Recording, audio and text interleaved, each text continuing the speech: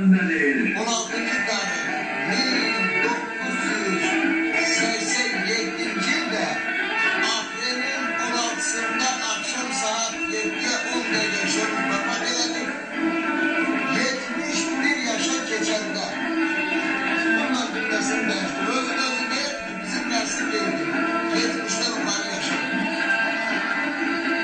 Allah rahmet eylesin. Ben onu günlere gerçekten buraya gelenlerin aşklar, şairler, Eloğlu, zahmet edenler, hepsini Allah canını sağlar. Çağır biraz şey dedi, karanlık derdiler, nazım gelişti. Bura yok.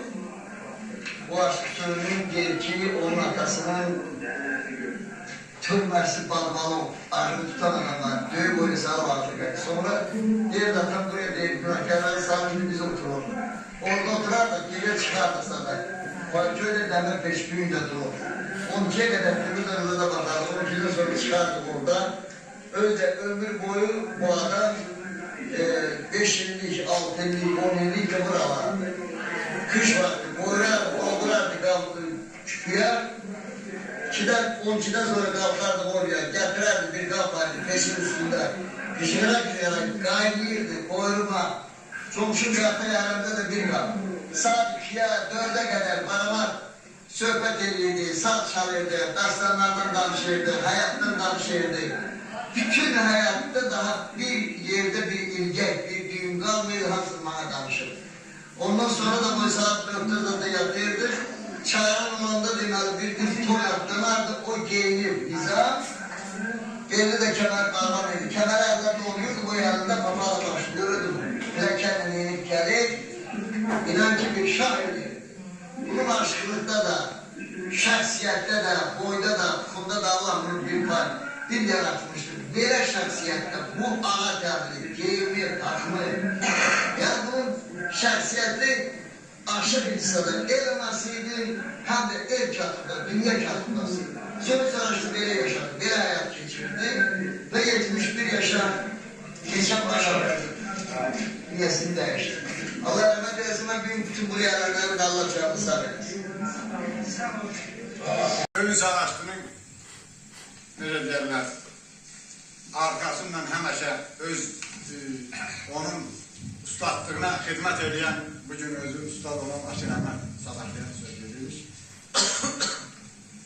Mənim dilim dolaşır, vallahi Allah canını sağ eləsin danışmaq. Ona göre ki, Pervananın padişahı diye dağın başında oturmuştu.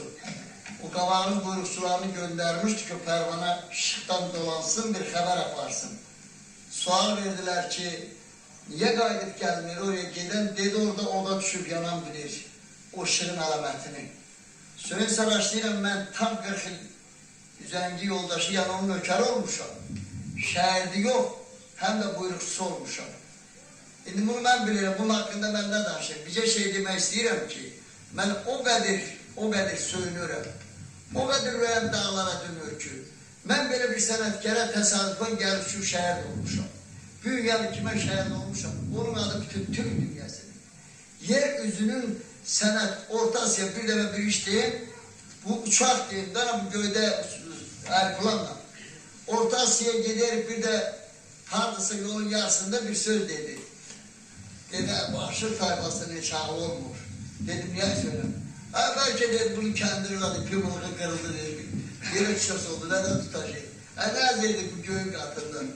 Allah sana rahmet eylesin. Buraya yılanları hamısına Allah razı olsun. Elbette Borça'da çok sanatkar olur, çok Aşık Sadık olur, kardeşi Mehmet olur, Xıldı Mehmet olur, Dabra olur, Kemal'dan olur, böyle söz sanatçı. Gör bu ne kadar ziyaretkardı ki, gör bu ne kadar hayırxah bir insandı ki, illa birbirini görmeyen insanlar böyle bunun ruhunun karşısında hamımız birbirimizi görüp buna baş eğir. Ben bugüne kadar, bana bu yakında radyoda bir verilişte bana soruştular ki sen ne çok ustadın adını çekirsen. Diyelim ustadın adını ben ne kadar dilimde ezber elediyken Allah'ın kömeği bana daha çok olur. Onun ruhu bana daha çok kömek olur. Ve bir de değil bazı şahitler niye ustadın adını çağırmıyor? Eşidenlerin hamısına demiyorum, özüm için diyelim. Dedim üstadı olmayan kimin adını çeksin? Meyvesi bağda yoksa da bağa halka dersin ne bilsin? Ben onu da onsuz da ne kadar yaşayacağımsa bu üstadın nöker olmuşam. Büyünler okulun karşısında nökerim. Ben ne kadar yaşayacağımsa bunun adını taşıyacağım. Namusla, gayretle. Allah canını seversen ustada da Allah rahmet eylesin.